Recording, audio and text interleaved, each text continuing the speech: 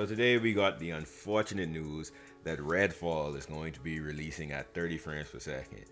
This is complete BS, and honestly, I'm starting to get annoyed with Microsoft at this point because they keep on catching unnecessary L's. It's 2023 and they're releasing a game that can't even run at 60 frames per second. 60 frames per second should be the bare minimum at this point, especially for a first-person shooter. For 2 years, we've been getting all this buzz and all this hype around Starfield and Redfall.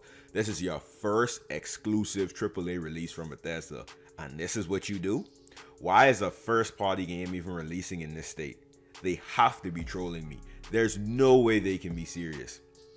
Honestly, the game didn't even look that good to begin with. Like, if it wasn't on Game Pass, I wouldn't even spend money on it. And now that it's only 30 frames per second, I won't even get it on Game Pass. What makes it so egregious too is that they said a performance update would be coming at a later date, so this shows that they know what they're doing is BS. Furthermore, they didn't give any inkling as to when that'd be, so it could literally be 6 to 12 months from now, and by that time, nobody's even gonna care about the game anymore, so it won't even matter. And honestly, after how Halo Infinite was handled, coupled with this game already being delayed, I don't even have any faith that the performance mode is going to come out, period. What was the year delay even for? Was the state of the game that bad that after a whole extra year, we still have to wait God knows how long for a performance mode? They honestly should just wait until performance mode is ready to release the game. I'd prefer that. But of course they can't do that because it's already been delayed and Microsoft has had a severe shortage of first party AAA games, so they definitely don't want to take that PR crucifixion they would get if this game got delayed again. Also, what I have an issue with is that Microsoft increased their games to $70 because it's quote unquote next gen. What?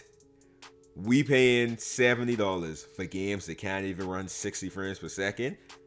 They've touted the power of the Xbox this gen, but where's the power? Sony's been outperforming in the comparison vids, and now we can't even get the bare minimum out of Redfall? That's the thing. The gameplay videos already showed that the game was looking kinda crusty and was skipping some frames.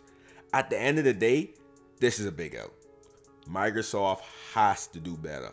It's like whenever I think they're done with tripping over themselves, they go and do something stupid.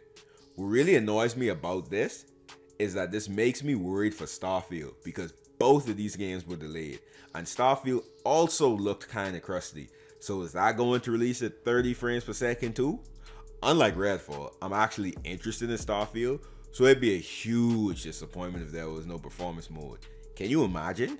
The most anticipated Xbox of the last 7-8 years, the most anticipated Bethesda title of the last 5-6 years, and they completely fumble it by releasing it in a poor state or without any performance mode? Look, Xbox has a lot riding on Starfield, so they have to deliver. Peace.